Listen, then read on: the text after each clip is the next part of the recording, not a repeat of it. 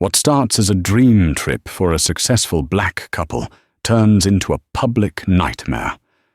Right at the boarding gate, in front of hundreds of passengers, they are surrounded by airport security.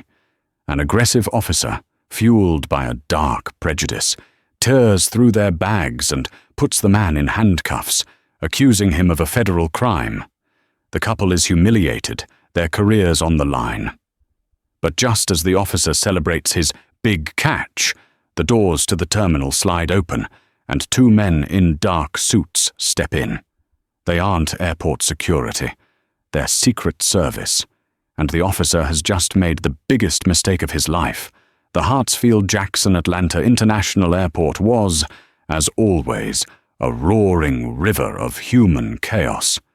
But for Dr. Autumn Washington and her husband, Matias, it was just background noise. They navigated the currents of travelers with the easy, practiced grace of people who knew exactly where they were going, not just in the terminal, but in life. Autumn, a cardiothoracic surgeon with hands that had restarted hearts, was checking her phone, reviewing the opening lines of the speech she was to give in Washington, D.C. She was the keynote speaker at the National Medical Association's annual gala, a pinnacle moment in a career defined by breaking barriers. At 34, she was the youngest surgeon to be given the honor. Matias watched her, a soft smile playing on his lips. He adjusted the strap of his Toomey laptop bag on his shoulder. To the casual observer, he was just another handsome man in a tailored travel blazer, perhaps a lawyer or a consultant. This was a carefully cultivated image. In reality, Matias Washington was one of the lead architects of a system so secure, so critical, that its codename was known by fewer than 50 people. He was a digital ghost, a man whose job was to build invisible fortresses for the nation's most sensitive financial data. "Stop practicing, Lani," he murmured, his voice a low, warm contrast to the terminal's announcements. "You're going to be brilliant. You could do that speech in your sleep." "In my sleep, I pronounce aneurysm wrong, and the entire medical community revokes my license," she retorted, finally locking her phone and sliding it into her purse. She looped her arm through his. "Okay, I'm done. I'm present. Are you excited for DC?" "I'm excited to see you on that stage," Matias said. "I'm excited for the overpriced hotel champagne. I am not excited about the political handshaking afterward." They shared a laugh. Their life was a good one, built on long nights, shared ambition, and a deep, unshakable partnership. They'd passed through the main TSA checkpoint with the breezy efficiency of their pre-check status, not a single beep or second glance. Now they were at Gate A34, waiting to board their Delta flight to DCA, first class, a small, deserved luxury. Standing near the gate podium, watching the passengers line up, was Officer Frank Miller. Miller was a man defined by his uniform. It was pressed to a knife's edge, but the man inside it was dull, blunted by 2 decades of the same routine. He was Port Authority Police, a supervisor, which gave him a jurisdiction that felt, to him, absolute. He wasn't TSA. He was the real police, and he resented the glorified baggage checkers as much as he resented the passengers. He'd had a bad morning. A fight with his ex-wife about a late alimony payment, a lukewarm coffee, and a reprimand from his captain, Elias Donovan, about excessive complaints. Miller believed complaints were just a sign he was doing his job. He scanned the crowd, his eyes, cynical and searching, skipped over the families with screaming kids, the road warrior businessmen in wrinkled suits, the college students. Then they landed on Matias and Autumn. He saw the blazer. He saw Autumn's designer handbag. He saw the easy confidence, the way they leaned into each other, laughing, as if they didn't have a care in the world. They were standing near the first-class priority lane, clearly belonging there. And that, for some dark, twisted reason in Frank Miller's gut, was the problem. He watched them. He saw Matias tap his laptop bag, a gesture of reassurance. He saw Autumn's gold watch glint under the fluorescent lights. Think they own the place, he thought, a familiar, sour resentment building in his chest. Probably some rapper or an athlete. All flash. His junior partner, a young officer named Russo, was sipping a soda nearby. Look at these two, Russo, Miller muttered, just loud enough for him to hear. Priority lane, of course. Let's see how priority they are. Russo, new to the job and still idealistic, glanced over. They look fine, Frank. They already cleared security. Security is a process, kid, not a place, Miller said, puffing out his chest. The word sounded profound in his own head. It's our job to be vigilant, right up until they're on the plane. You never know. The gate agent announced boarding for first class. Matias and Autumn picked up their carry-ons. As they approached the scanner, holding out their boarding passes, Officer Miller took 2 heavy, deliberate steps forward, planting himself directly in their path. "Folks," he said, his voice a flat, authoritative bark that cut through the gate area chatter. "I'm going to need you to step aside." The world, which had been a comfortable blur of motion, snapped into sharp, unwelcome focus. The line behind them shuffled to a halt. The gate agent, a woman named Sharon, paused with her hand on the scanner, looking confused. Autumn's smile froze, then faded. I'm sorry, officer. Is there a problem? We're boarding." "There's a problem if I say there is, ma'am," Miller said, his eyes fixed on Matias. He ignored Autumn, a deliberate slight. "You two, over here, against the wall."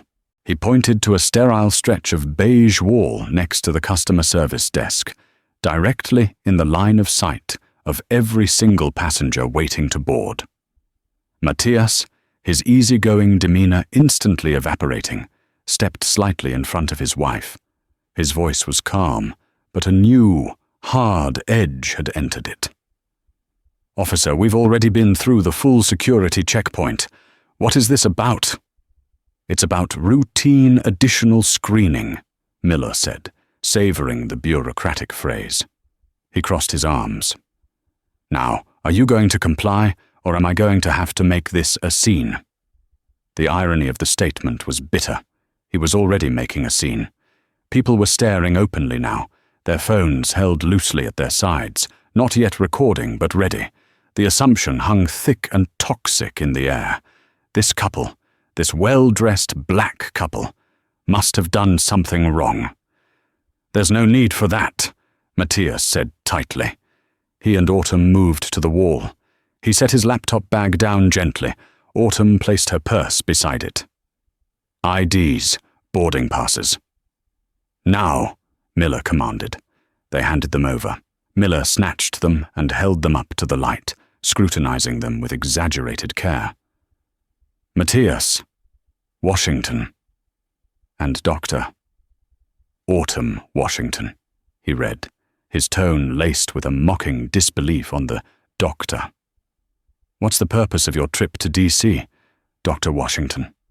"I'm the keynote speaker at a medical conference," Autumn said, her voice shaking slightly, not with fear, but with a cold, rising fury. "And you know that's not a question you're required to ask." "I ask what I want," Miller snapped, "and you answer. What's in the bags?" "Our personal items," Matias said. "A laptop, medical notes, a change of clothes, nothing that wasn't already screened and approved by TSA. "We'll see about that," Miller said. He unzipped Autumn's expensive purse and, with a theatrically casual air, dumped its contents into a grey plastic TSA bin. Lipstick, a protein bar, her keys, a wallet, and a small stack of note cards for her speech scattered across the plastic. "Hey!" Autumn cried, lunging forward. "Those are my notes. Be careful." Miller put a thick hand on her shoulder and shoved her back. "Don't you touch me, Mum," That's assaulting an officer. You understand me?" "Get your hand off my wife." Matias's voice was deathly quiet. All warmth was gone. He was no longer the loving husband. He was something else, something cold and controlled. "Or what?" Miller sneered. He turned his attention to Matias's Toomey bag. He ripped the main zipper open. He pulled out a DOP kit, a novel, and a folder of travel documents. Then his hand closed on something heavy and solid at the bottom. He pulled it out. It was a matte black, hard-shelled case, about the size of a large external hard drive. It had no markings, no brand, just a single recessed lemo port on one side, and a small green indicator light that was currently dark. Miller's eyes lit up. He held it up for Russo to see. "Well, well, what do we have here? Looks like a custom-built hard drive." He shook it. "What are you hiding in here, Matias? You a smuggler?" The entire gate area was silent. The only sound was the distant hum of the ventilation. "Officer," Matias said, and his voice was so precise it was like a scalpel. "Put that down. You are not authorized to handle that device." "Oh, I'm not authorized." Miller laughed, a short, ugly bark. "I'm a police officer, pal. I'm authorized to handle you. What is this? A trigger? Some kind of detonator?" This was the escalation, the moment the script changed from harassment to a federal accusation. "It's a quantum encryption key," Matias said, his eyes locked on Miller's. "It is proprietary, classified, government-issued equipment. It is not to be handled, opened, or tampered with. If you check my file, you will see my clearance." This was a mistake. Matias knew it as he said it. He had tried to de-escalate with the truth, but to a man like Miller, the truth was just ammunition. Miller's face split into a triumphant, ugly grin. "A government encryption key? Oh, this is rich." He turned to the stunned gate area. "We got a big shot here. Says he's a government agent." He looked at Russo. "Russo, what do we call a guy who carries suspicious-looking electronics and claims to be a government agent?" Russo, to his credit, looked pale and uneasy. "Frank, maybe we should take this to the office. His ID is real. It's called impersonating a federal officer, kid. It's a felony." Miller turned back to Matias, his hand dropping to the handcuffs on his belt. "You, sir, are in a world of trouble. You're not getting on this flight. You're getting a ride downtown." "You can't do this!" Autumn was frantic now, the full weight of the nightmare crashing down on her. "He's telling you the truth. Call your superiors. Check his name. You're making a terrible mistake." "The only mistake," Miller said, "was you thinking you could waltz through my airport with this bomb, maybe, and think your fancy clothes would stop me from doing my job." He pulled the cuffs. "Matias Washington, you are being detained on suspicion of terrorist threats and impersonating a federal agent. Put your hands behind your back." "No," Matias said.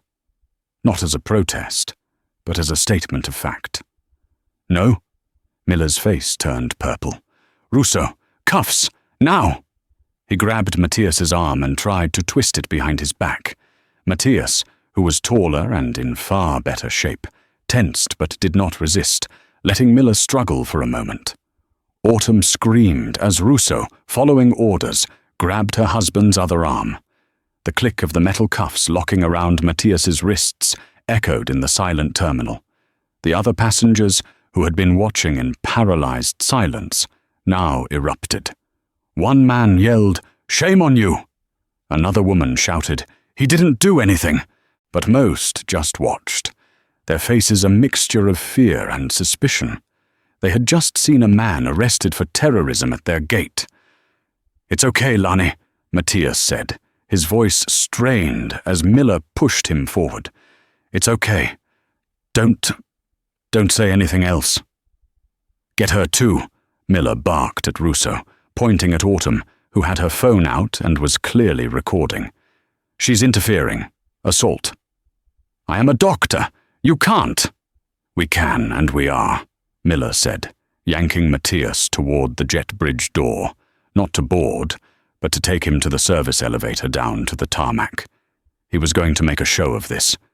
He looked back at the gate agent, Sharon, who was white as a sheet. "This gate is on lockdown. Nobody boards. Call the tower. We have a potential 1031. A bomb threat. He had won. He had brought these arrogant, high-flying people crashing down to Earth. Frank Miller was a hero. The security office in the sub-level of Concourse A was a place without joy.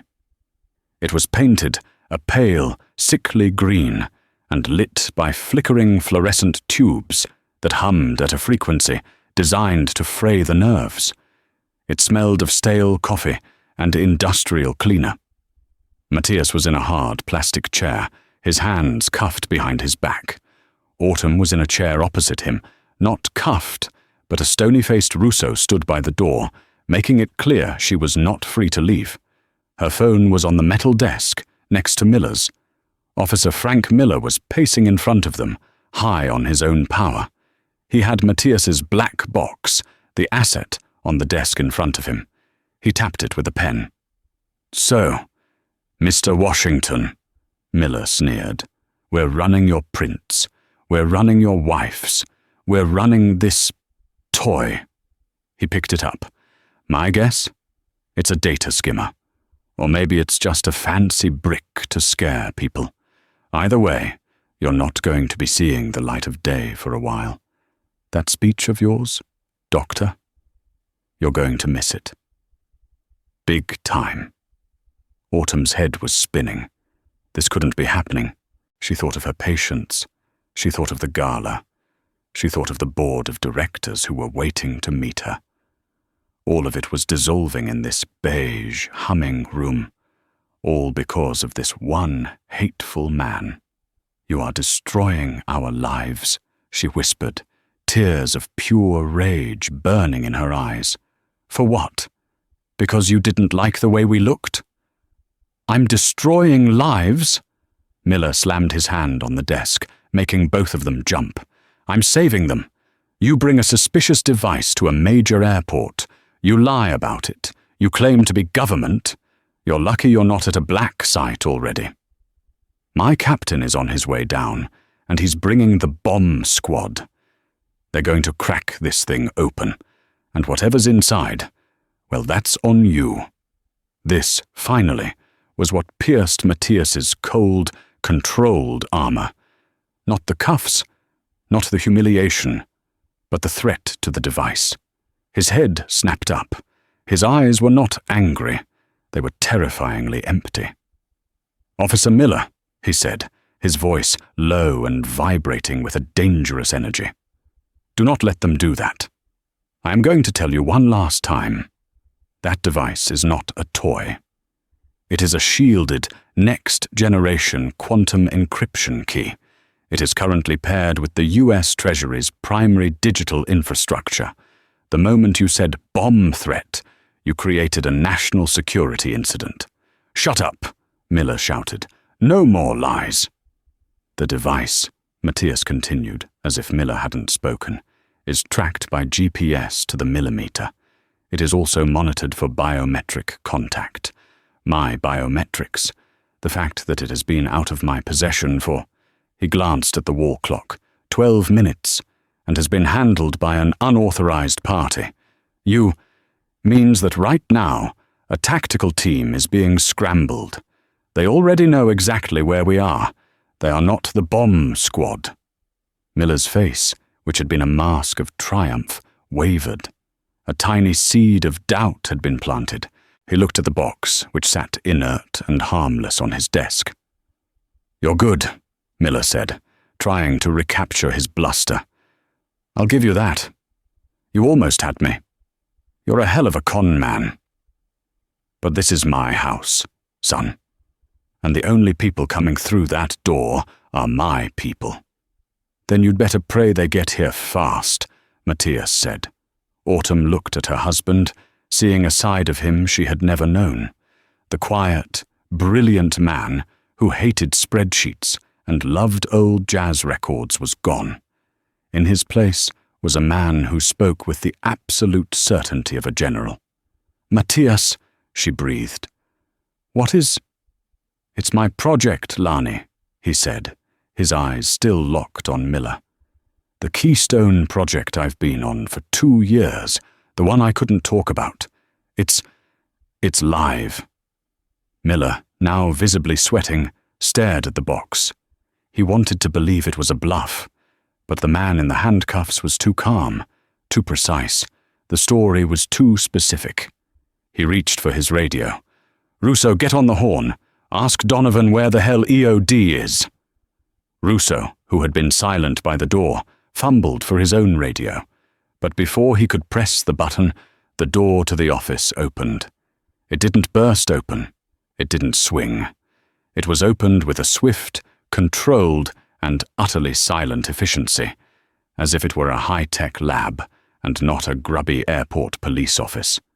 2 men stood in the doorway. They were not Port Authority. They were not Atlanta PD. They were not the bomb squad. They were in immaculate, dark blue suits, plain, dark ties, earpieces. They wore no visible weapons, yet they radiated an aura of lethal competence. Their faces were blank, devoid of expression, their eyes scanning the room. Miller, Russo, Autumn, Matias, the device, in a single fraction of a second assessment. The lead agent, a tall, sharp-featured man with pale blue eyes, stepped inside. His partner, built like a linebacker, stood framed in the doorway, blocking the only exit. The lead agent looked at Miller, who was still holding his radio, mouth agape. "Officer Frank Miller?" the agent asked. His voice was flat, like a newscaster reporting a tragedy. Who the hell are you?" Miller stammered, his authority vanishing like smoke. The agent didn't answer. He looked past Miller to the man in the handcuffs. His entire demeanor changed, a subtle, almost imperceptible dip of the head, a flicker of recognition. "Mr. Washington," the agent said, "I am Agent Thorne, U.S. Secret Service. We detected a proximity breach and a signal interruption on the Keystone asset." Autumn's hands flew to her mouth. "Secret Service?" Agent Thorne's eyes moved from Matias to the handcuffs, then to the matte black box on Miller's desk. The temperature in the room seemed to drop by 20 degrees. "Officer Miller," Agent Thorne said, his voice now laced with a coldness that was far more terrifying than Miller's shouting. "You have 60 seconds to explain why a protected PPD asset is in handcuffs and why a piece of classified, critical national infrastructure is sitting on your desk like a lost wallet." The term PPD hung in the air, Principal Protection Detail. Autumn knew what that meant. It meant the president, the vice president. It meant people so important, their safety was a matter of national security. Frank Miller did not know what it meant, but he knew what Secret Service meant. And he knew what national infrastructure meant. The blood drained from his face, leaving behind a sick, pasty grey. I, Miller stammered, his bravado shattering into 1,000 pieces. He was carrying a suspicious device. He was uncooperative. He claimed to be a government agent. It was a broken arrow protocol, a potential terrorist threat. Agent Thorne did not blink. He walked slowly toward the desk. His partner, Agent Graves, stepped into the room, letting the door click shut behind him.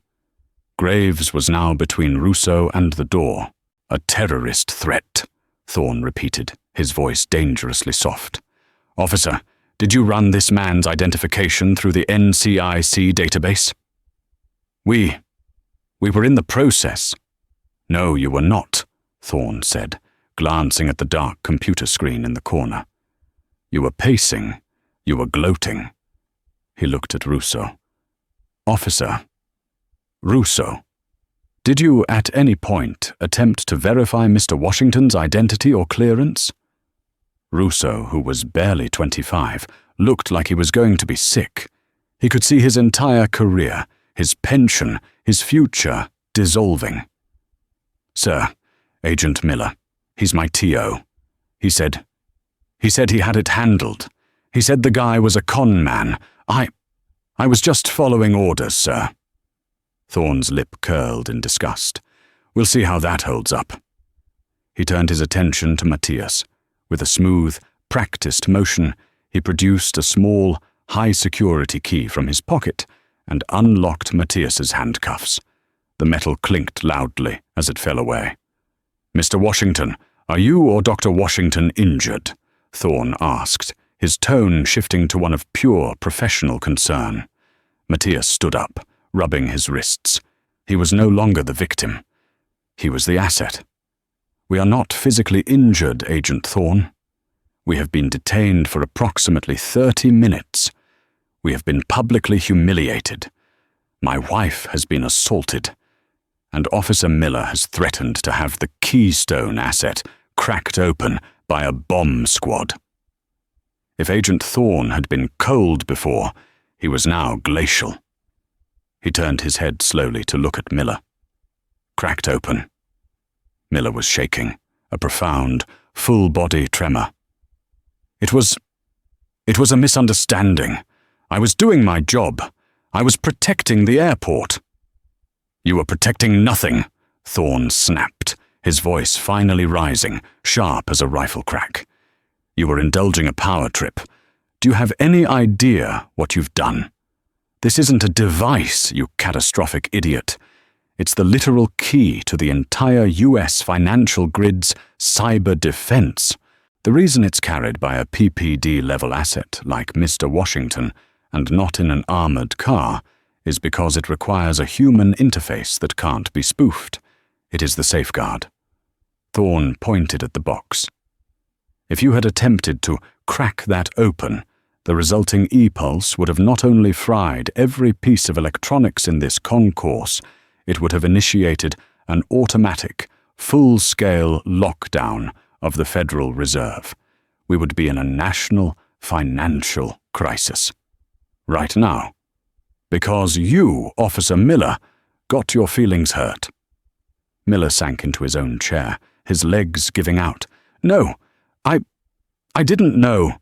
"It's not your job to know," Thorne roared. "It's your job to verify.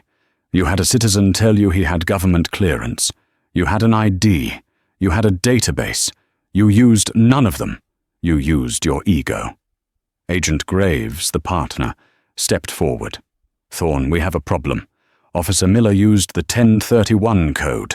The airport's EOD team is en route, and per protocol, his captain, Elias Donovan, is with them."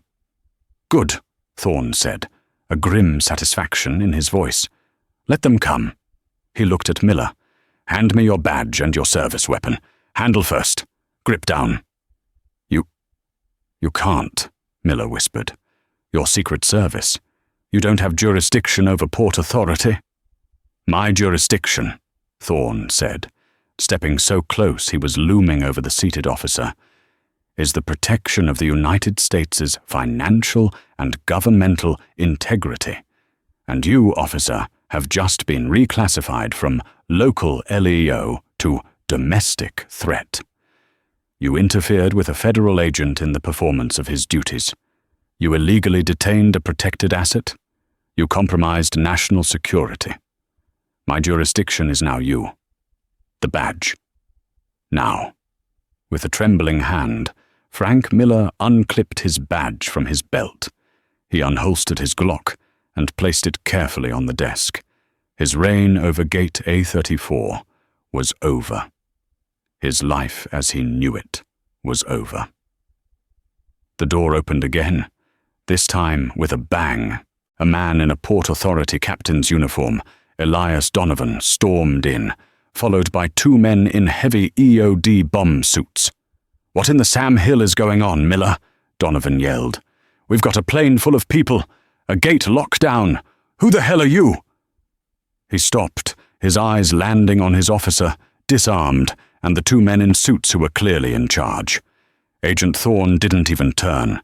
He was busy carefully placing the Keystone asset into a specialized foam-lined transport case he'd brought. "Captain Elias Donovan," Thorne said, reading the name tag. "Agent Thorne, U.S. Secret Service. As of 2 minutes ago. This is a federal crime scene. Your officer, Frank Miller, is in the custody of the OIG, Office of Inspector General." "Custody? For what?" "For starters," Thorne said, finally turning. "Gross negligence, deprivation of rights under color of law, and multiple violations of the National Security Act. Your officer decided to play hero and, in the process, nearly triggered a DEFCON-level financial event." Donovan looked at Miller, his face a mask of incandescent rage. "Frank, what did you do?" Miller just shook his head. A broken man. Thorne looked at Matias and Autumn. "Mr. Washington, Dr. Washington, my apologies. This never should have happened. We have a government G5 on the tarmac. It will have you in D.C. in 90 minutes. You will not miss your engagement, Doctor." Autumn, who had been watching this all unfold in stunned silence, finally found her voice. "And him?" she asked, her voice trembling as she pointed at Miller. "What happens to him?" Agent Thorne looked at the disgraced officer. "Captain Donovan, I suggest you have your Internal Affairs Department meet us at the Federal Building." "Officer Russo," he barked at the junior cop, who jumped. "You are a witness. You will be escorted. You will give a full statement." "Yes, sir," Russo said, his voice squeaking. "As for Officer Miller," Thorne said, picking up the man's badge from the table and looking at it with contempt, "he's about to learn what happens when a small man's prejudice meets a very large law." The G5 jet was a world away from the beige security office. It was silent, paneled in dark wood, and upholstered in cream leather. As it cut through the sky at 40,000 feet, Autumn held a glass of ice water in a hand that was still, an hour later, faintly trembling. Matias was on a satellite phone in the jet's small private cabin, his back to her.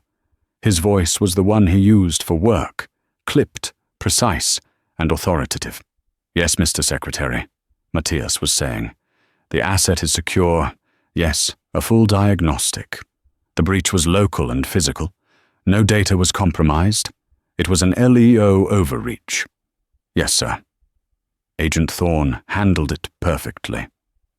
"I understand. Thank you, sir." He hung up and sat down opposite her, letting out a breath that seemed to carry the weight of the entire day. "Mr. Secretary?" Autumn asked. "Secretary of the Treasury," Matias said, rubbing his temples. "He was not pleased. He's dispatching the U.S. Attorney for the Northern District of Georgia to the airport personally. They're treating this as an internal security threat." "Matias," Autumn said, setting her water down. You have Secret Service protection?" He looked at her, his face etched with apology.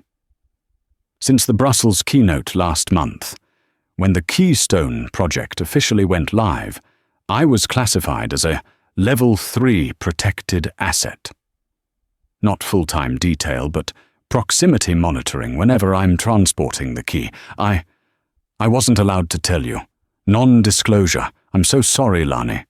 "You were arrested," she said, the reality hitting her again. "In front of all those people, they cuffed you. He pushed me." "I know," Matias said, his voice raw. He reached across the table and took her hands. "And that's the part that has nothing to do with Keystone. That was just old-fashioned hate." Autumn met his gaze. He didn't see a PPD asset. He didn't even see a doctor and a tech consultant. He saw two black people in first class, and he decided we didn't belong. That's all it was. Matias nodded, his jaw tight. "And that's the part they can't fix with a G5 jet." Back in Atlanta, in a much larger, brighter, and far more intimidating federal interrogation room, Frank Miller was learning this lesson. He was no longer the accuser. He was the defendant. Across from him sat a severe woman in a pinstripe suit from the Office of the Inspector General, Agent Thorne, who had stayed behind, and a very angry, very senior U.S. attorney named Damian Williams, who had been pulled from a high-profile fraud case to handle this. "Let me be perfectly crystal clear, Mr. Miller," Damian Williams said, his voice a smooth, dangerous baritone. "We are not here to discuss your vigilance. We are here to discuss the 42nd U.S. Code, Section 1983, deprivation of rights under color of law. You used your badge and your gun to detain, humiliate, and falsely arrest 2 citizens, not because of a threat, but because of their race." It wasn't. I'm not a racist," Miller protested, his voice cracking. "I saw a suspicious device." "You saw a Toomey bag and a Rolex," Williams countered. "We have your junior officer's statement. We have the statement from the Delta Gate agent, Ms. Sharon Miles. We have cell phone footage from 3 different passengers. The case against you isn't just strong, Mr. Miller. It's airtight." Agent Thorne spoke. "Officer Russo's statement indicates you said, and I quote, 'Look at these 2. Think they're better than everyone. Let's see how important they are.' That is not probable cause, Mr. Miller. That is a motive." Miller's world was collapsing. His union-appointed lawyer, sitting beside him, was pale and offering no advice. There was none to give. "I've worked for Port Authority for 22 years, Miller pleaded. "I have a commendation, and in 22 years, you've amassed 19 separate civilian complaints for excessive force and verbal abuse, 3 of which are still pending," the OIG agent said, reading from a file. "Your captain, Elias Donovan, has repeatedly reprimanded you for bias-based escalations. You weren't a good cop, Mr. Miller. You were a lawsuit waiting to happen. And you just happened." Damian Williams steepled his fingers. "Here's what's going to happen. You are fired. Effective immediately. Your pension is forfeited, pending a federal conviction. You are facing 3 federal charges: interference with a federal officer in protected status, deprivation of civil rights, and reckless endangerment of national security infrastructure. That last one alone carries a 10-year minimum." "10 years?" Miller choked. "You're lucky it's not treason," Thorne said from the corner. "The footage of you cuffing Mr. Washington is already on its way to the national news," Williams continued. "The airline is releasing a statement. The mayor's office is releasing a statement. You are, as of this moment, the new face of airport security overreach. You wanted to see how important Mr. and Dr. Washington were? Well, now you're going to find out.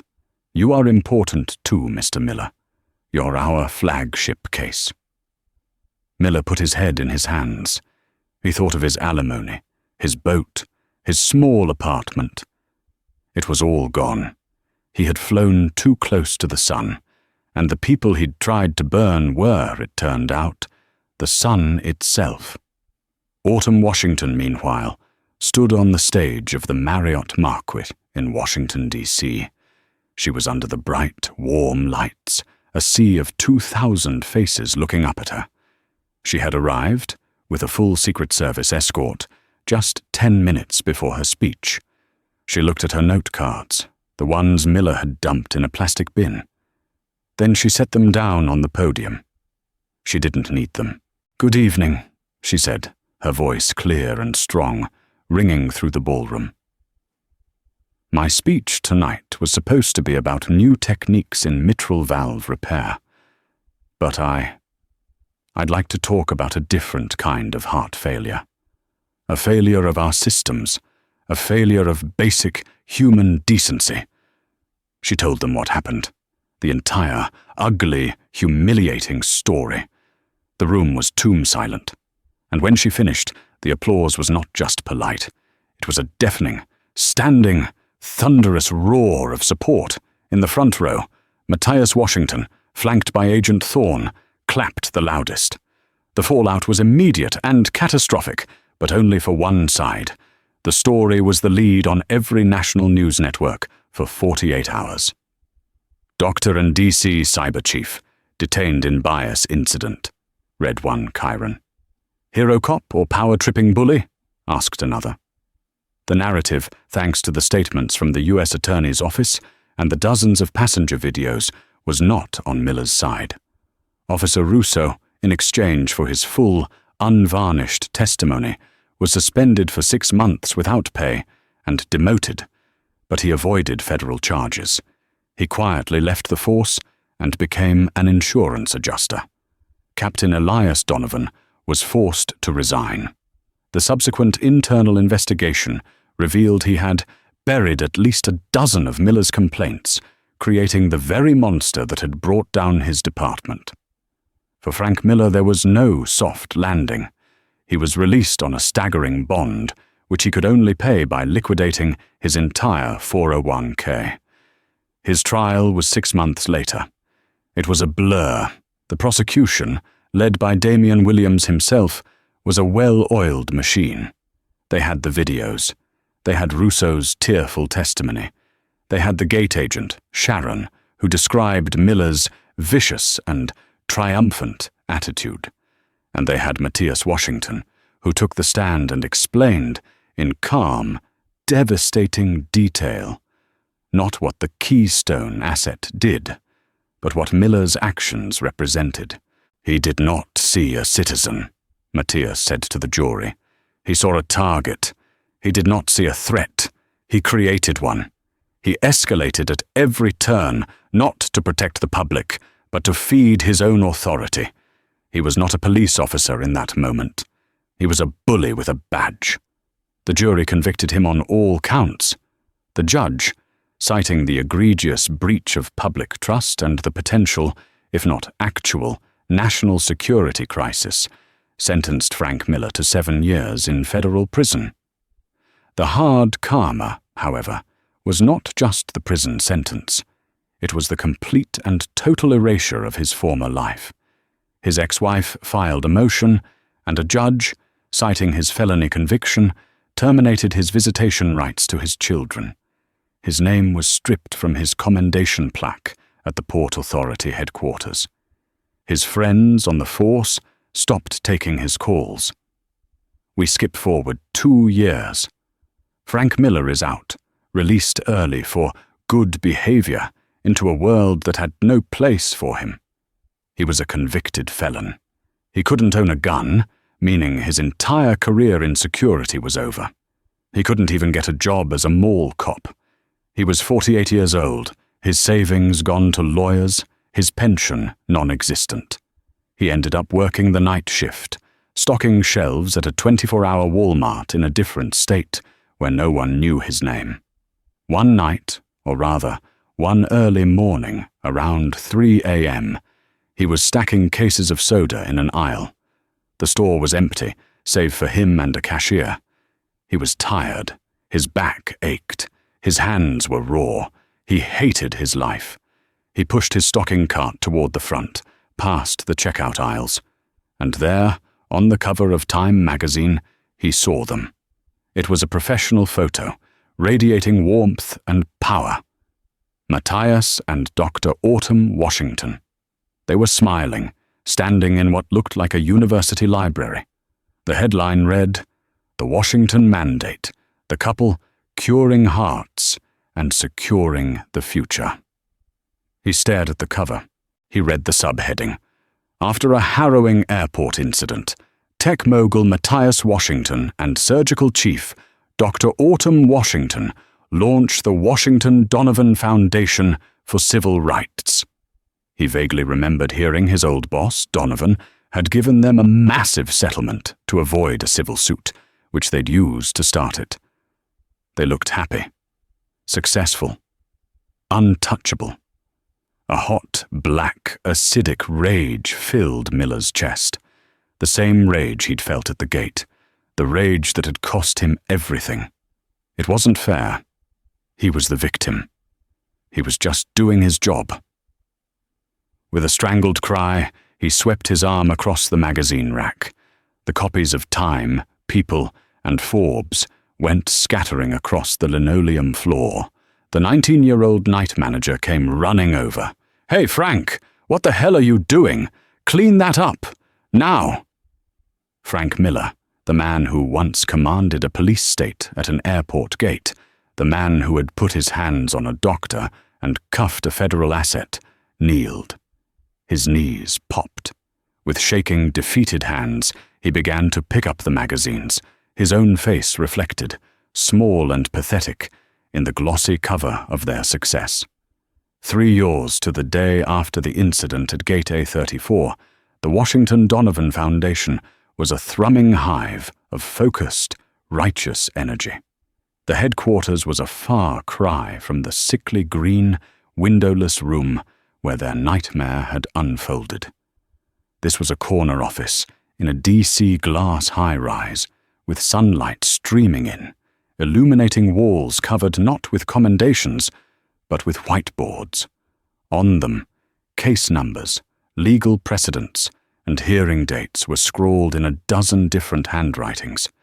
Young, brilliant lawyers, the kind who could have been making 7 figures at corporate firms, huddled over desks, their voices low and intense as they spoke into headsets, providing free counsel. The foundation, funded by the massive settlement from the Port Authority and Matias's own success, had become a leading legal defense fund for victims of bias-based policing and security overreach. Dr. Autumn Washington, now the celebrated chief of cardiothoracic surgery at Johns Hopkins, was a regular presence. She often did rounds in the office after finishing her other rounds at the hospital. Matias Washington, having seen the Keystone project to its final, successful implementation, had politely declined a senior position at the Treasury. He was now the full-time CEO of the foundation. His new job wasn't about protecting data, it was about protecting people. Even Agent Thorne, honorably retired from the Secret Service, had an office here. He'd traded his dark suit for a sharp quarter-zip and was currently advising a young attorney on how to properly file a FOIA request for an officer's complaint history. His expertise in navigating federal bureaucracy had become one of their most potent weapons. Matias sat at his own desk, the glass wall to his left offering a panoramic view of the Capitol. He wasn't looking at the view. He was staring at an email on his screen, his expression unreadable. Autumn came in, placing a hot mug of tea on his desk. She followed his gaze to the screen. It was a brief, sterile notification from the Federal Bureau of Prisons. "It's about Miller," Matias said, his voice flat. Autumn's hands, which could operate on a human heart with perfect stillness, tensed almost imperceptibly. "What about him?"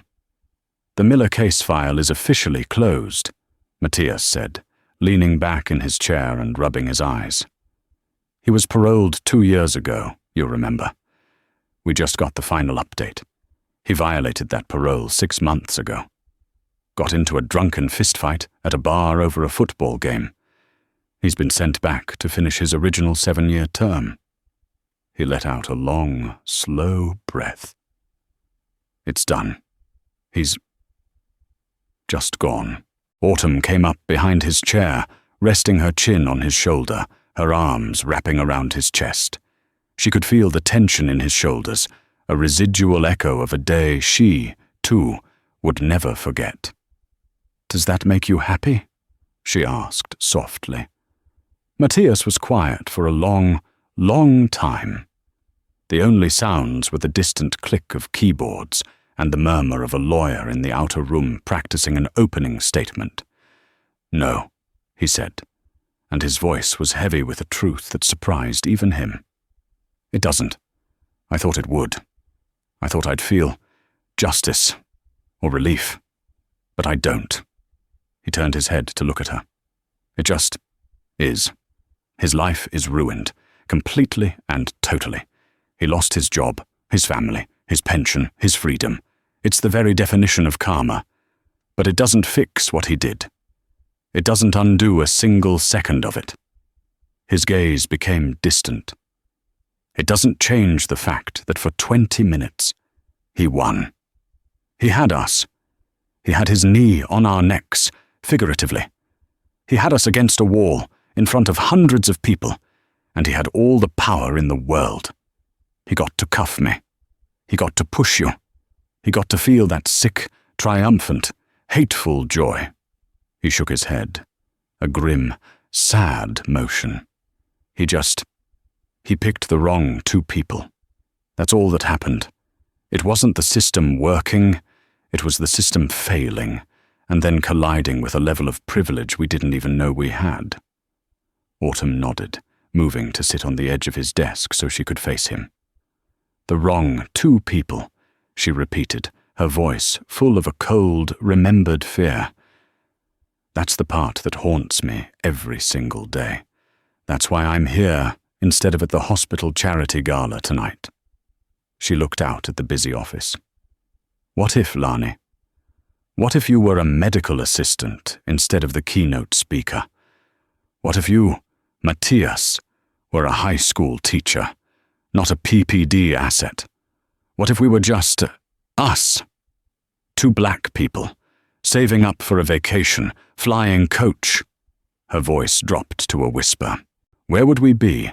In a holding cell, fired from our jobs for making a scene, our careers in flames. We would be just another statistic, another story on page 12 of the local news, with no video, an official report saying we were uncooperative and aggressive. We'd be a file in a drawer. Matias stood up, taking her hand. He walked with her to the vast glass wall, and they looked down on the city, its lights beginning to glitter as dusk fell.